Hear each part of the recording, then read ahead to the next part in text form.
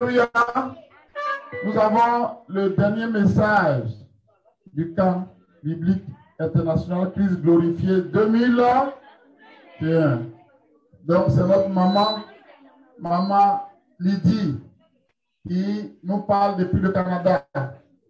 Elle va nous expliquer comment on peut se garder de la pureté sexuelle jusqu'au mariage. Amen.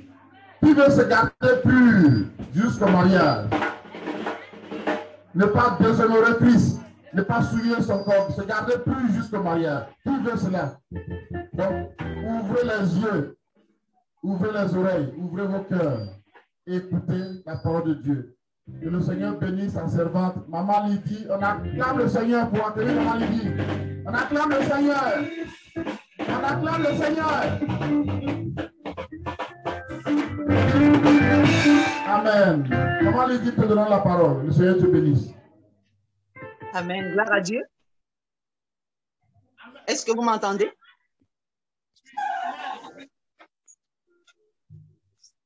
Est-ce que vous m'entendez? Ok, gloire à Dieu. Donc, merci encore pour l'invitation. Merci à Papa Ophia, à Maman Ophia pour l'invitation. C'est un honneur et un privilège de pouvoir apporter la parole aujourd'hui. Et le thème du camp biblique Christ glorifié, durant ce thème-là, nous avons posé la question à Dieu, Seigneur, que faut-il faire pour être sauvé? Et je sais que plusieurs orateurs avant moi, oratrices avant moi ont répondu à cette question-là. Cependant, on doit savoir que la sanctification est un élément clé de notre salut. Et cette sanctification-là inclut la sanctification donc de la pureté sexuelle. Donc, il est important de pouvoir être pur sexuellement pour pouvoir être sauvé. Ça fait partie du package, en fait, de la globalité de notre sanctification. Donc, on faut être sanctifié corps, âme et esprit, comme la Bible nous le dit. Donc, aujourd'hui, je vais tenter avec l'aide du Saint-Esprit de pouvoir répondre à la question « Comment se garder pur jusqu'au mariage ?» Donc, ce qu'il faut retenir, c'est que être pur jusqu'au mariage, c'est d'abord et avant tout la volonté de Dieu.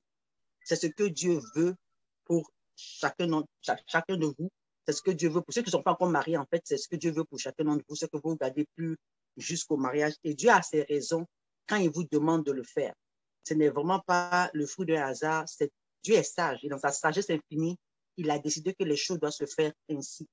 Et c'est pour ça que dans le psalmiste a dit comment le jeune homme ou comment la jeune femme, la jeune fille pourra rendre son sentier pur. Il y a un seul moyen, c'est vraiment de se diriger selon la parole de l'Éternel. Donc, Psaume 119, verset 9 nous dit « En se dirigeant d'après ta parole ». Donc, la parole de Dieu, c'est le conseil de Dieu. En fait, ce sont les directives que Dieu nous donne pour qu'on puisse marcher dans cette vie avec succès et de façon à lui être agréable. Vous savez, à l'âge que vous avez, comme je dis toujours, il n'y a rien qui arrive au hasard. Tout ce qu'on fait, c'est le fruit d'une décision qu'on prend.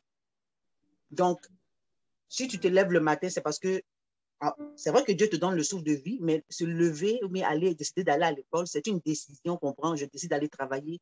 Et se garder pur commence aussi par une décision. Une décision qui vous revient en tant qu'individu, en tant que personne. C'est vrai que c'est une décision qui est aussi collective parce que Dieu ne vous a pas placé sur cette terre au hasard. Il vous a mis dans une famille et pour ceux qui ont des familles chrétiennes, ben, ces familles-là sont supposées vous communiquer la pensée de Dieu. Donc, ce que Dieu veut, c'est que la jeune fille et le jeune homme se gardent vierges. Vierges jusqu'au mariage. Amen. Amen.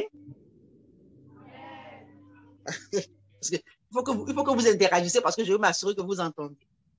Donc, Dieu l'a fait ainsi et même dans le corps de la jeune fille, il y a une barrière physique qui existe pour empêcher, en fait, pour pouvoir préserver la virginité de la femme. Pour ceux qui sont, vous allez à l'école, vous savez, les sciences naturelles, on vous parle de l'hymen C'est la barrière naturelle que Dieu a mise dans le corps de la jeune fille pour preuve et gage de sa virginité. Donc, Dieu compte sur vos parents. Dieu compte sur sa parole, bien sûr, d'abord en premier lieu sa parole. Il compte sur vos parents pour ceux qui sont chrétiens et sur vos choix pour pouvoir vous garder dans cet état de virginité-là jusqu'au mariage. La virginité est vraiment quelque chose de précieux. Et on ne peut pas le donner. Si vous avez, je ne sais pas moi, un diamant, vous n'allez pas donner le diamant à un inconnu qui passe. Vous allez garder ça pour le donner à quelque chose, à quelqu'un de précieux, quelqu'un qui vous tient à cœur, quelqu'un qui a de la valeur. On ne donne pas un héritage à n'importe qui, au premier venu. On prend le temps pour les parents qui vont un jour quitter cette terre, ils prennent le temps d'examiner leurs enfants, ils prennent le temps d'analyser leurs enfants afin de leur donner le fruit de leur travail, afin de leur donner leur héritage. C'est la même chose. La virginité, on ne peut pas la donner à n'importe qui. C'est pas parce qu'en fait, une chose que je dois préciser, c'est pas parce qu'on est un homme qu'on ne peut pas être vierge. Un homme doit être vierge. C'est ce que la Bible dit. Une fille doit être vierge. Donc, ce n'est pas une question de juste les filles. Non. Tout le monde, tous ceux qui sont jeunes, qui ne sont pas encore mariés, doivent rester vierges jusqu'au mariage, tant l'homme que la jeune fille. C'est vrai que la jeune fille a cette barrière physique-là, mais l'homme aussi doit être vierge. Parce que c'est ça la volonté de Dieu, c'est ça le conseil de Dieu. Dans Juge 11, okay, on voit ici que la virginité était au temps de la Bible, en fait, au temps du peuple d'Israël, très important. Donc, les filles se gardaient vierges, elles prenaient le soin de vraiment écouter leurs parents, écouter les conseils qui leur étaient donnés, vivre de façon à ce que cette virginité soit préservée jusqu'au mariage. Et dans Juge 11, versets 36 à 38, il est arrivé qu'une jeune fille, la Bible nous dit ici, en parlant d'une jeune fille, elle dit à son père, parce qu'elle allait mourir, elle savait qu'elle n'allait plus beaucoup de temps à vivre. Et donc, là, elle dit à son père ici, permets-moi d'aller pleurer ma virginité. C'est comme, en fait, c'était comme un deuil, parce qu'elle n'allait pas pouvoir se marier et elle n'allait pas pouvoir, en fait, cette virginité qu'elle a préservée pendant si longtemps, elle n'allait pas pouvoir la donner à un homme, à l'homme de sa vie, parce qu'elle allait mourir. Vous comprenez? Donc, dans ce passage ici, la Bible dit dans Juge 11, verset 36 à 38, elle dit, mon père, si tu as fait un vœu à l'Éternel, traite-moi selon ce qui est sorti de ta bouche. Maintenant que l'Éternel t'a vengé de tes ennemis, des fils d'Amon. Et elle dit à son père, que ceci me soit accordé. Laisse-moi libre pendant 2 mois, que je m'en irai et je descendrai dans les montagnes, je pleurerai ma virginité avec mes compagnes. Il lui dit, va. Il la laissa libre pendant 2 mois. Elle s'en alla avec ses compagnes et elle pleurait sa virginité sur les montagnes. Donc, quand une jeune fille n'est pas mariée et qu'elle perd sa virginité, ça ne doit pas être surtout dans notre société païenne où les gens n'ont plus de mœurs. Il y en a qui se trouvent qui trouvent dans cela un sujet de gloire, de venir dire, oh, je couche avec telle personne et puis j'ai perdu ma virginité. Non, au temps de la Bible, c'était un sujet de deuil. C'est un sujet de deuil, il faut pleurer.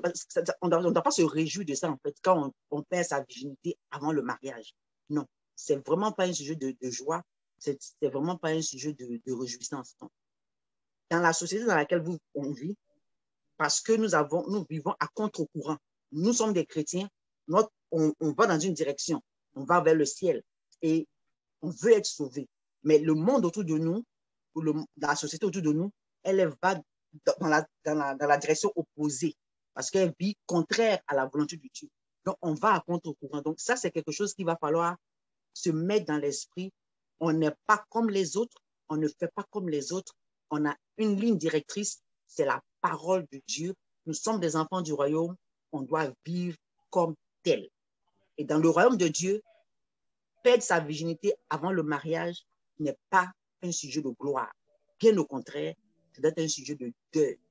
Et pour éviter justement de vivre le deuil que représente la perte de la virginité avant le mariage, Dieu nous donne des balises qu'il faut respecter. Donc, la virginité est une perte qu'on ne doit pas donner à n'importe qui. Dans Matthieu 7, verset 6, la Bible dit, ne donnez pas les choses saintes aux chiens. Ne jetez pas vos perles devant les pourceaux, de peur qu'ils ne les foulent aux pieds, se retournent et vous déchirent. Il y a des gens qui n'apprécieront jamais ça parce qu'ils ne connaissent pas la valeur de la virginité. Est-ce que vous m'entendez toujours? Amen. Amen. Donc, l'un des premiers éléments qu'il faut suivre pour pouvoir préserver sa virginité, c'est se soumettre à l'autorité. La première autorité à laquelle il faut se soumettre, c'est Dieu. Jérémie 7, verset 23 dit, « Et voici l'ordre que je vous ai donné. Écoutez ma voix. Je serai votre Dieu et vous serez mon peuple. Marchez dans toutes les voies que je vous prescris afin que vous soyez heureux. » Donc, la première autorité à laquelle on doit se soumettre, c'est Dieu. La deuxième autorité, nos parents. La Bible nous dit dans Proverbe 2, verset 6, et ça c'est le rôle des parents, de vous instruire. Donc, instruire l'enfant selon la voie qu'il doit suivre. Et quand il sera vieux, ils ne s'en détourneront pas. Donc, ça, c'est ça la mission que Dieu a donnée à vos parents.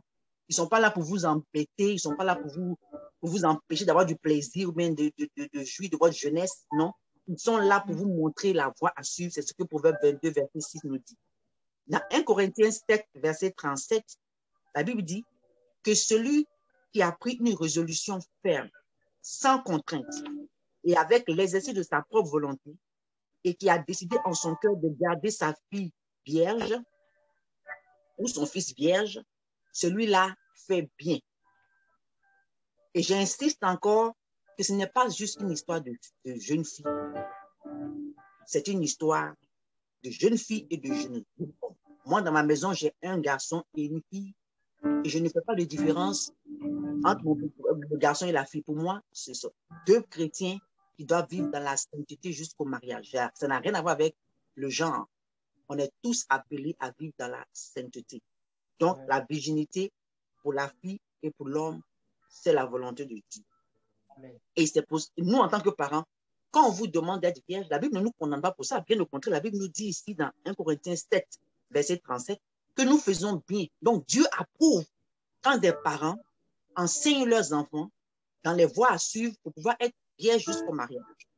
Donc, on n'est pas là pour vous embêter, on est là pour vous aider. On est là pour vous montrer la voie à suivre. C'est notre rôle en tant que parents. Et le Seigneur vous demande de nous aider. Le deuxième point, avant d'aller au deuxième point, le troisième point aussi, c'est que Dieu aussi a mis sur votre gouverne des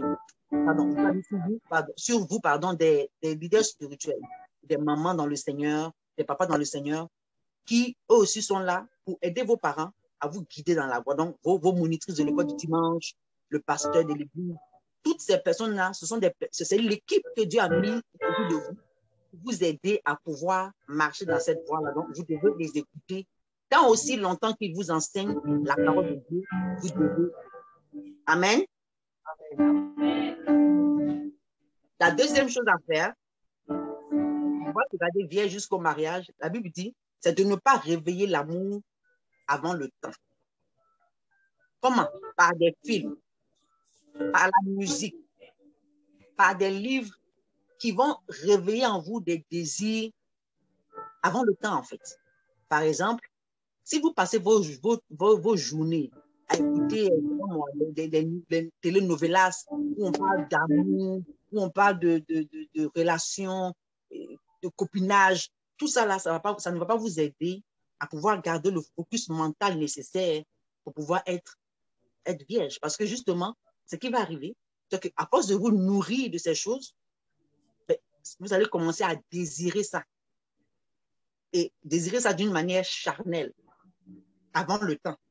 Et ce n'est pas ce que Dieu veut. C'est pour ça que la Bible nous dit que tout ce qui est pur, tout ce qui est saint, tout ce qui est digne d'approbation soit l'objet de nos pensées. Ce qu'on écoute, ce qu'on regarde, a une influence sur notre façon d'être. Nos oreilles que nous avons et les yeux que nous avons, ce sont des portes d'entrée par lesquelles l'information rentre dans notre esprit. Donc, il faut faire très attention à ce qu'on regarde. C'est pour ça que vous ne pouvez pas vous passer votre temps à regarder des films porno, regarder des émissions obscènes. Je vais être honnête avec vous. C'est vrai que je suis au Canada, mais il m'arrive parfois de regarder les émissions en Côte d'Ivoire. Et l'une des choses que j'ai remarqué dans les émissions qui passent à Côte d'Ivoire, même une émission comme Ma Famille, par exemple, je suis désolée, mais ce sont des émissions qui passent leur temps à faire la propagation de l'adultère, de l'impudicité, du copinage. Vous ne pouvez pas vous asseoir à la maison, passer votre temps à regarder Ma Famille. Parce que honnêtement, ça n'est pas édifiant. Ça ne va pas vous aider à pouvoir choisir la voie du Seigneur, c'est-à-dire la voie de la sanctification, la voie de la pureté, parce qu'ils ne font pas la promotion de la virginité, ils ne font pas la promotion de la l'abstinence sexuelle. Est-ce que vous me comprenez? Amen. Donc, il faut choisir ce que vous regardez. Il faut choisir ce que vous écoutez. La musique où on vous parle de copinage, de coucher avec les filles, toute cette musique-là, une fois qu'elle passe son temps à rentrer en vous, ben, ça vous donne une direction. Ça va vous conduire dans une direction où vous n'êtes pas supposé aller. Donc, il faut vraiment faire un choix délibéré de ce qu'on écoute, de ce qu'on regarde, et même des livres qu'on lit. Parce que la promotion du libertinage et de l'impudicité, ben, le diable utilise ces véhicules-là pour pouvoir le faire. Donc, ne pas révéler l'amour avant le temps, en triant, en sanctifiant ce que nos yeux regardent, en faisant le choix de ne pas regarder des films, de la musique, des livres qui ne nous apportent pas grand-chose, en fait, qui ne nous aident pas à nous sanctifier. Dans Cantique 2, verset 7, okay, il dit, je vous en conjure, filles de Jérusalem, par les gazelles et les biches des champs, ne réveillez pas l'amour avant qu'elle le vive. C'est une supplication qu'il fait ici aux filles de Jérusalem. Et c'est une supplication que je vous fais aussi aujourd'hui. Jeunes filles, jeunes hommes, je vous en supplie, ne réveillez pas l'amour avant le temps. Parce que là, vous voyez, ce genre d'émotions-là, c'est comme un feu qui embrase rapidement une forêt. Au moment où vous allez vous rendre compte, la pensée devient des actions et ainsi de suite. Et puis après, ça devient des regrets. Donc, ne réveillez pas l'amour. Tenez-vous à distance des choses. Il y a des choses que vous pouvez, il y a des émissions que vous pouvez écouter en Côte d'Ivoire. Moi, je sais qu'il y a, je regarde ça même très souvent. Il y a NGM TV qui fait des bons films, des petits films chrétiens intéressants, qui font la promotion de la sanctification, qui font la promotion d'un mode de vie biblique basé sur la parole de Dieu. Et ça, ce sont des choses que vous pouvez regarder, écouter de la bonne musique chrétienne édifiante qui va vous aider à pouvoir vraiment avoir le focus de la vie de sainteté. Ça, c'est très, très, très, très important. La troisième chose à faire pour pouvoir être bien jusqu'au mariage, éviter les mauvaises fréquentations. La Bible nous dit ici, ne vous y trompez pas. Ça, c'est 1 Corinthiens 15, verset 30. Ne vous y trompez pas. Ne vous laissez pas séduire. Les mauvaises compagnies corrompent les bonnes mœurs. Si tu es chrétien et puis tu te tiens avec un ami qui est païen, vraiment, je suis désolée, et que c'est ton ami de tous les jours, tu ne peux pas l'influencer et que tu écoutes ses conseils, tu écoutes sa directive, tu vas finir par faire ce qu'il fait. Il faut que tu te connaisses. Si tu n'es pas capable de pouvoir amener ton ami, ton collègue d'école, bien quoi, à Christ, et il vaut mieux te tenir à carreau parce que le problème, c'est que la Bible est claire dessus. Les mauvaises compagnies corrompent le bon mœurs. C'est pas une affaire de se tromper là. Tu te trompes toi-même en te disant, oh ben non, c'est juste un ami, on va se voir seulement à l'école. Non, tous ces raisonnements-là, en fait. Il faut vraiment être clair. Il faut que ta position soit claire. Si tu n'es pas capable de t'afficher comme chrétien et vivre comme tel là où tu es, ne fréquente pas les païens parce qu'ils vont finir par te rendre comme eux. À force de te tenir avec eux, tu vas finir par faire ce qu'ils font. C'est pour ça que vous êtes une jeunesse, vous êtes une belle jeunesse. Fréquentez-vous. Amen. Vivez entre vous. Faites des activités. On peut avoir du plaisir et puis entre nous. On peut faire du sport. On peut faire plein de choses. Nous, quand on était jeunes, on passait notre vie dans la jeunesse. Même quand on allait, on partait au restaurant, on partait avec des jeunes. On se tenait toujours entre nous. C'est vrai qu'il faut évangéliser le monde, mais c'est préférable d'aller 2 à 2. Le Seigneur a envoyé des gens, nous a envoyé, dit allez, quand il envoie des disciples dans le monde, il les envoie 2 à 2. Toi seul, au milieu de tout un groupe de païens, au début, ça va peut-être aller, mais à un moment donné, ils vont finir par t'influencer. Mais si vous êtes 2 parmi des païens, mais à un moment donné, l'autre peut te dire, ah mon frère, là, tu as peut-être, tu as fait un truc, il faut te ressaisir. N'allez pas vous isoler au milieu des païens, vous êtes toujours avec eux, ils vont finir par déteindre sur vous. Donc, il faut vraiment user de méthodes, de précautions pour ne pas être entraîné par des mauvaises fréquentations. La Bible dit dans Proverbe 13, verset 20, celui qui fréquente les sages, il devient sage. Celui qui se plaît avec les insensés s'en trouve mal. Donc, voilà une preuve claire ici que si tu veux devenir sage, il faut fréquenter les sages. Si tu veux vivre dans la sainteté, fréquente les gens qui croient et qui vivent cela aussi. C'est très important.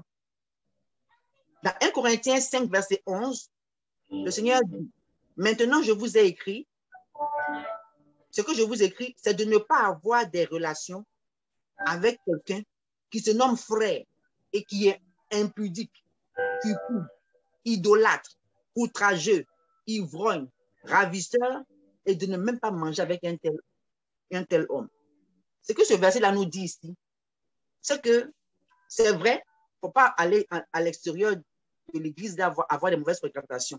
Mais malheureusement, dans l'église, et ça c'est vraiment honteux, mais dans l'église, il y a des chrétiens en apparence, je dis bien en apparence, ils disent qu'ils sont chrétiens, mais ils vivent comme des païens dans l'église. Et si tu te mets avec cette personne-là pour marcher avec cette personne-là, je suis désolée, mais cette personne-là va finir par t'influencer. Donc, la Bible dit ici, les faux chrétiens, là, il faut aussi les éviter.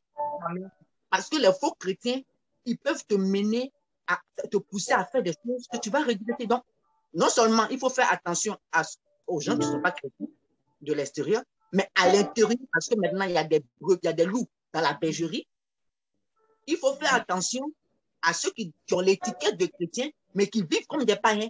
Donc, si tu vois un frère ou bien une sœur qui te dit qu'elle est chrétienne, mais elle vit dans l'impudicité, c'est-à-dire qu'elle a un copain, ou bien elle vit dans le péché, mais tu l'évites. Tu ne te tiens pas avec elle parce qu'elle va finir par t'influencer négativement. Quand tu vas lui parler de la parole de Dieu, elle va te dire, oh ben non, ça c'était avant ça.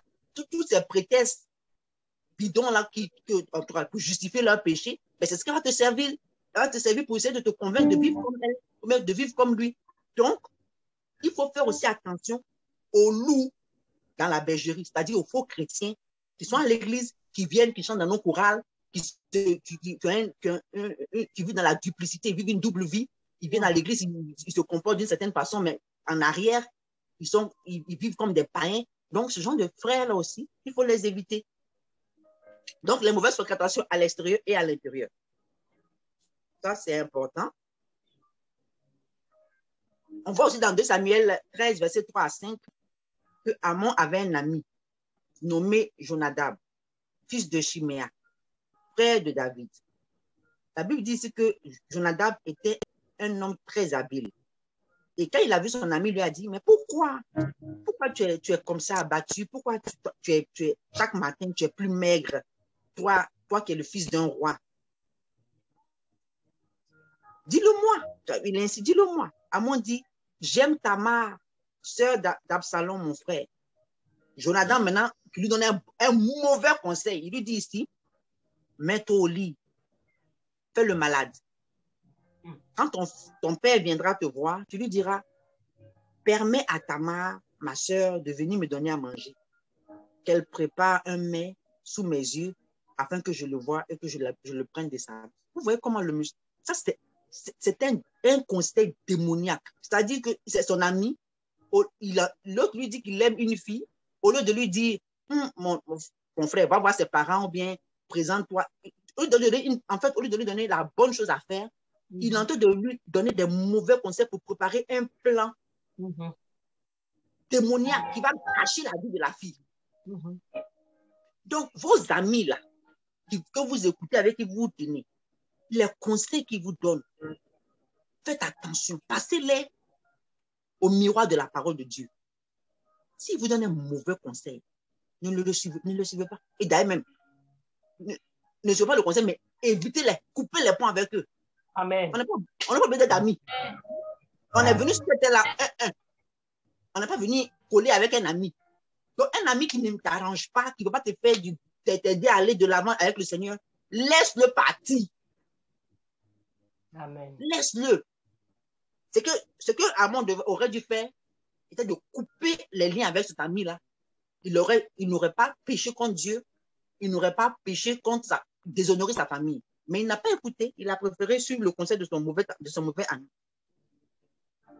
La quatrième chose que vous devez faire pour pouvoir être vierge jusqu'au mariage, évitez ce que moi j'appelle la solitude malsaine. Je vais vous donner un exemple. On va continuer avec l'histoire de Tamar. Dans 2 Samuel 13, toujours, versets 9 à 14. Donc, Jonadab dit à Amnon, fais le malade, fais semblant que tu es malade, et puis couche-toi. Quand ta soeur va venir, il a monté le plan avec lui.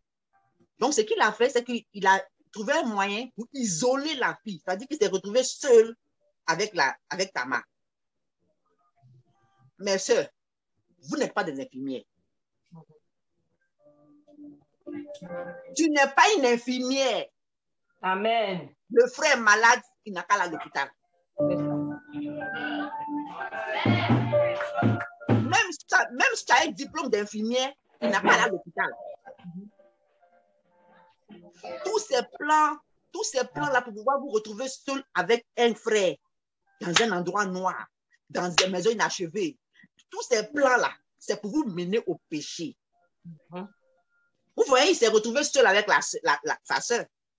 Il a violé la fille. Quand tu te retrouves seul avec un frère quelque part, il peut te mettre la drogue dans ta boisson, couche avec toi. C'est un viol pareil. Même s'il te blague, même jusqu'à ce que tu couches avec lui, tu auras perdu ta virginité, cadeau. Tu n'auras que des regrets. Évitez de vous retrouver seul, isolé quelque part. Si tu aimes quelqu'un que la personne t'aime, il faut te trouver ce qu'on appelle un chaperon. Tu ne vas jamais chez lui. Il ne vient pas quand il n'y a personne. Les histoires de « Oh, ma soeur est sa camarade ». En fait, pardon, excusez-moi. Je suis la camarade de sa soeur. Et puis, je m'avais lui rendre visite. Arrivé là-bas, maintenant, subitement, elle te dit que ça va chez le Mauritanien. Tout ça là pour te laisser seul avec son frère. Tous ces scénarios-là. On a été jeunes avant vous, hein, donc on sait un peu comment ça se passe. On sait un peu comment ça se passe. Hein? Je vais vous donner un conseil. Ta camarade là, elle n'a qu'à venir chez toi. Amen.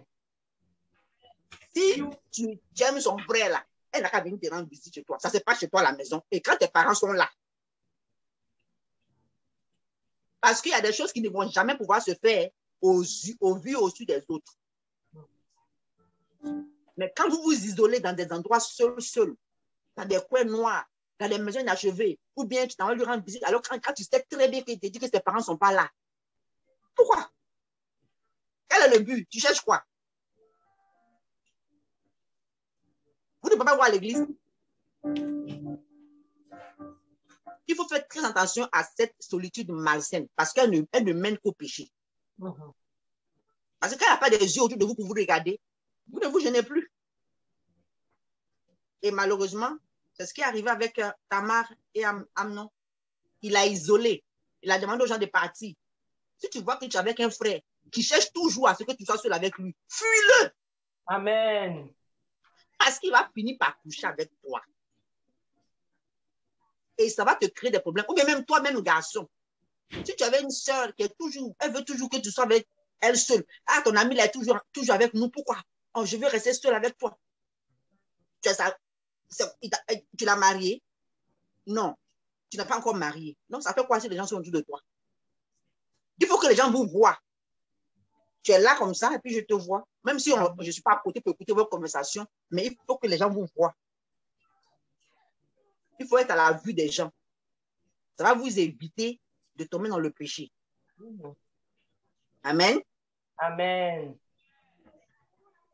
La cinquième chose, la Bible nous dit ici, faut pas délaisser son assemblée et avoir une relation personnelle avec Dieu. Donc, dans Hébreux 10, verset 25, la Bible nous dit, n'abandonnez pas votre assemblée comme c'est la coutume de quelques-uns, mais exhortons-nous réciproquement, et cela d'autant plus que s'approche le jour. Pour pouvoir garder le focus, pour pouvoir marcher dans la sainteté et être plus jusqu'au mariage, tu ne peux pas le faire si tu restes à la maison, tu ne viens pas à l'église, tu ne viens plus aux réunions. Ça, d'ailleurs même, c'est un très mauvais signe. C'est le signe qui tentait de rétrograder. C'est un très mauvais signe de ne plus vouloir aller à l'église, de ne plus vouloir participer aux réunions, de ne plus vouloir... Quand quelqu'un commence à faire ça, là, il faut te poser des questions. Ça veut dire que la santé spirituelle de la personne n'est plus au point. Un chrétien, ça va à l'église. Un chrétien, ça fréquente les chrétiens. Donc, il faut vraiment avoir une vie d'église avec des chrétiens, se tenir avec les chrétiens, aller aux réunions, participer aux activités de l'église. Mais quand quelqu'un commence à vouloir être seul, s'isoler, ne pas venir à l'église, ça veut dire qu'elle est déjà sur la pente qui mène au péché. Donc, il ne faut pas abandonner son assemblée. Dans Acte 1, verset 14, la Bible nous dit, tous d'un commun accord, persévérer dans la prière avec les femmes, Marie, mère de Jésus, et les frères de Jésus. Donc, c'est important. C'est quand tu es avec les chrétiens que tu vas te sentir plus fort face au péché. C'est là que la parole de Dieu va venir te donner une direction. Même si le frère là te dit, ah, viens, on va se retrouver sur quand tu es avec les chrétiens, tu vas entendre la parole de Dieu et tu as dit non. Le Seigneur va te dire non. Ce qu'il a te donner comme conseil là, c'est pas bon. Mais si tu veux te retirer, ne pas venir à l'église, tu es sur une mauvaise pente. C'est pas bien. On est chrétien, on fréquente l'église. On est chrétien, on marche avec les chrétiens. C'est comme ça que ça se passe. Amen. Amen. La sixième chose, je vais appeler ça l'orgueil ou bien une trop grande assurance. C'est les gens qui disent, oh, moi, tout ça, ça peut jamais m'arriver. Dans 1 Corinthiens 10, verset 12, la Bible dit, ainsi donc, que celui qui croit, la Bible ne dit pas qu'il est debout, on dit qu'il croit être debout. Si tu penses que tu es tellement spirituel, que tu es trop fort, ça ne va jamais t'arriver là. La Bible dit, il faut faire attention. Ainsi donc, que celui qui croit être debout prenne garde de ne pas tomber. Parce que ça peut arriver à tout le monde, même à ceux qui pensent qu'ils sont très spirituels. C'est pas parce que tu es dans la chorale, ou bien que tu lis la Bible à l'église, que tu pries à haute voix, que tu parles en langue, que tu prophétises, que ça ne va pas t'arriver. Si tu ne prends pas garde, si tu n'écoutes pas les conseils, la parole, tu ne suis pas la parole de Dieu, tu n'écoutes pas le conseil des parents, des leaders spirituels. OK? Tout ce que j'ai dit au-dessus, en haut là. Si tu as des mauvaises fréquentations, si tu révèles l'amour avant le temps, si tu es tu t'isoles de façon malsaine et que tu ne fréquentes plus ton assemblée, même si tu es spirituel, tu vas finir par tomber. Donc, il ne faut jamais penser que ça n'arrive qu'aux autres. Ça peut t'arriver aussi à toi. Donc, il faut être vigilant. Amen. Amen. Bon, on va maintenant toucher rapidement les conséquences de la perte de virginité. La Bible nous dit que c'est un déshonneur. Comme j'ai dit, ce n'est pas un sujet de joie, ce n'est pas un sujet de gloire, d'aller dire à quelqu'un, oh, j'ai perdu ma virginité. C'est vraiment un déshonneur, c'est vraiment un sujet de deuil. La Bible appelle ça un déshonneur. On dit, si l'homme qui a couché avec elle donnera au père de la fille 50 cycles d'argent parce qu'il a déshonoré, il la prendra pour femme et ne pourra pas la renvoyer tant qu'il vivra. Parce que la volonté de Dieu, c'est qu'une fille avec qui tu couches, tu la maries. C'est ça que c'est ce que Dieu veut. C'est pour ça, c'est préférable que vous vous gardiez dans la pureté parce que tu vas te retrouver avec quelqu'un qui ne sera peut-être pas le choix de Dieu pour toi. faut pas laisser quelqu'un déshonorer votre corps. Jeune fille, faut pas laisser quelqu'un déshonorer votre corps. Même s'il parle en langue, il prie, il fait tout ce qu'il fait, même s'il fait toutes ces gymnastiques spirituelles, s'il vous propose même ça, ça veut dire que le frère n'est pas correct. Faut pas laisser un frère déshonorer votre corps. Et jeune homme, faut pas laisser une femme déshonorer votre corps. La fille, tu vas pas la marier, tu vas aller coucher avec elle. Pourquoi?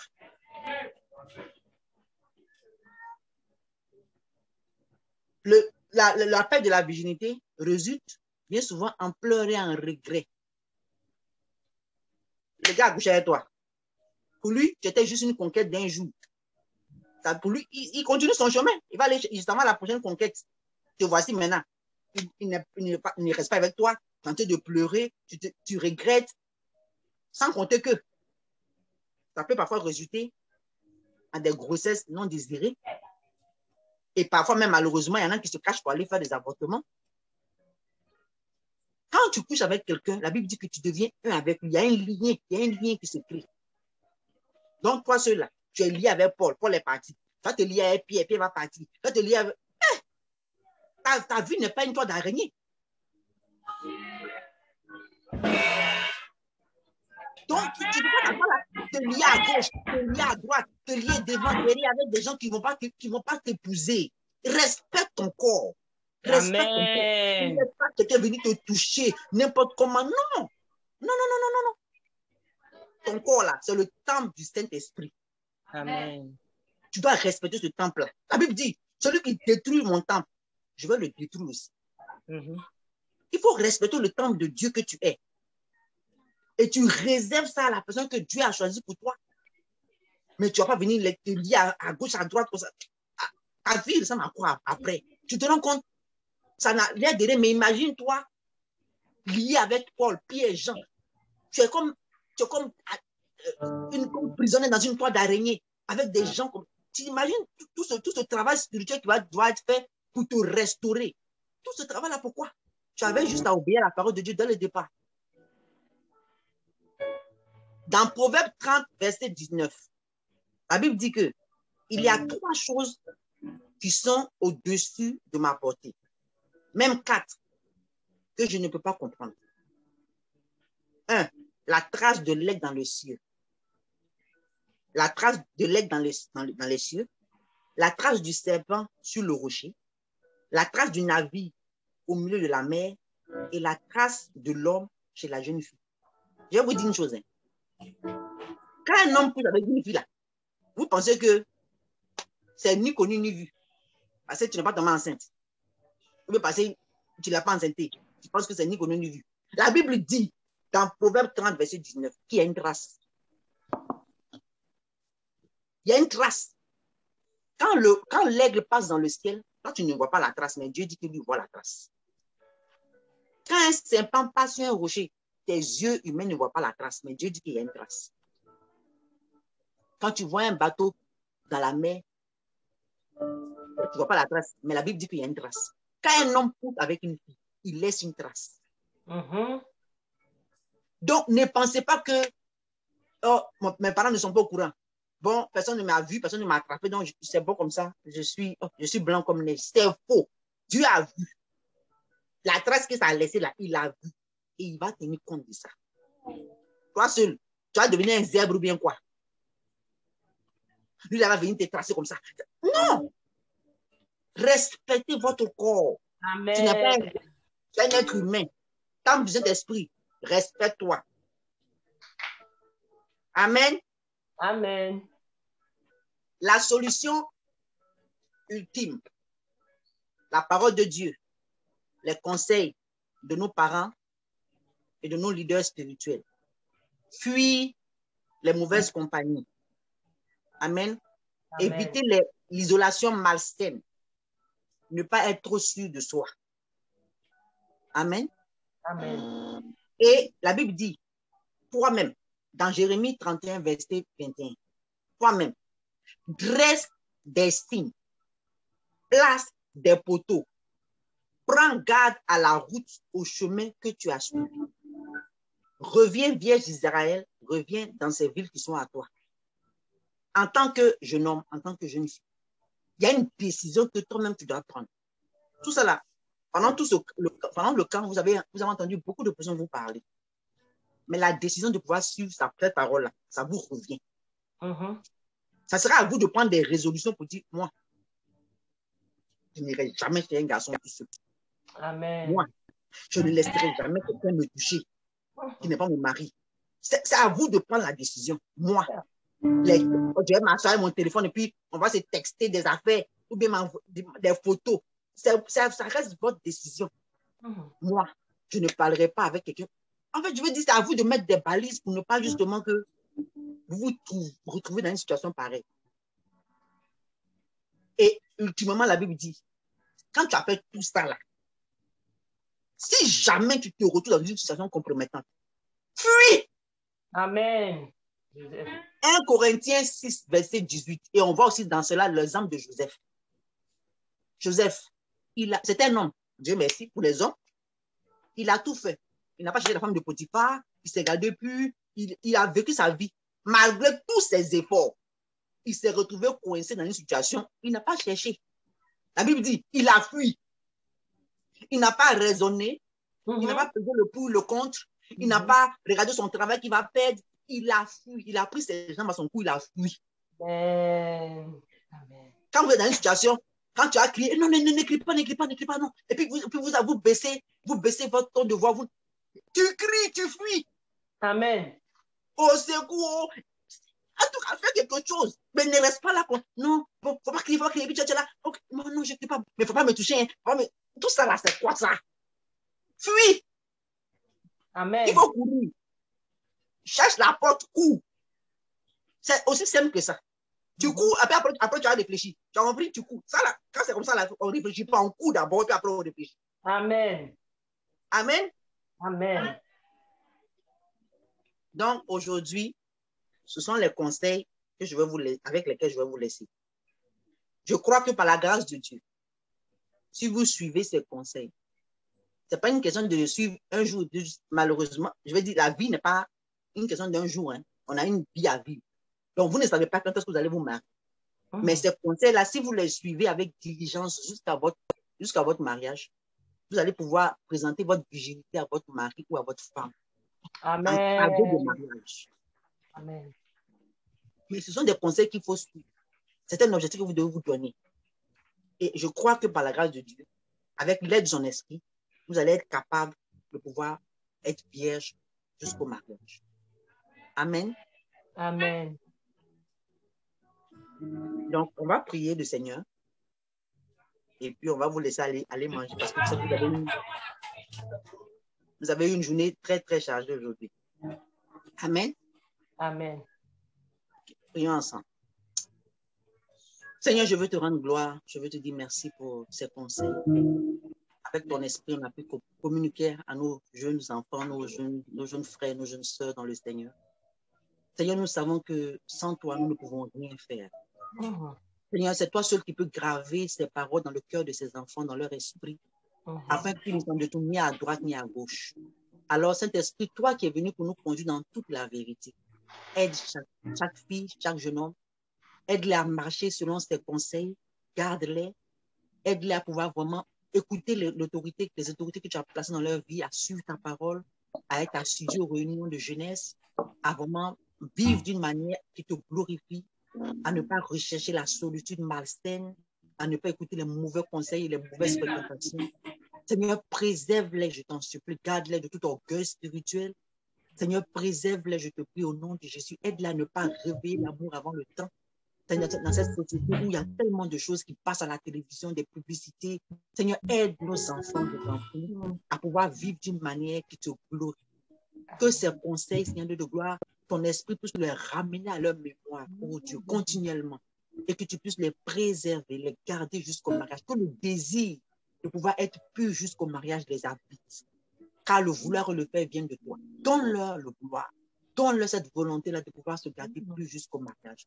Afin qu'au jour de leur mariage, ils puissent avoir une réjouissance pleine. Que leur joie soit parfaite au jour de leur mariage. Je prie que tu puisses les bénir dans ce sens. Tu les gardes, tu les préserves. Éloigne de nos enfants toutes les personnes mal intentionnées, les faux frères. Seigneur, les serpents. Seigneur, tu as vu les loups dans la bergerie. Éloigne nos enfants de ces personnes-là, je t'en prie. Je prie, tu as dit dans ta parole, Seigneur, tu as vu, Caïn a demandé que tu mettes sur lui une marque pour le préserver, Seigneur de gloire, de toutes les personnes mal intentionnées qu'il allait rencontrer. Je prie que ton sang soit sur la vie de nos enfants comme une marque. Qui va les éloigner, Seigneur de gloire, de toutes les personnes mal intentionnées qui veulent détruire leur destinée au nom de Jésus de Nazareth. Tu les préserves, tu les gardes dans le creux de ta main, au Dieu de gloire. Tu mets les bonnes personnes sur leur chemin, au Dieu de gloire. À l'école, quand ils sont, Seigneur de gloire, dans les activités, Seigneur de gloire sportives et tout ça, mets les bonnes personnes sur leur chemin. Préserve nos enfants, au Dieu de gloire.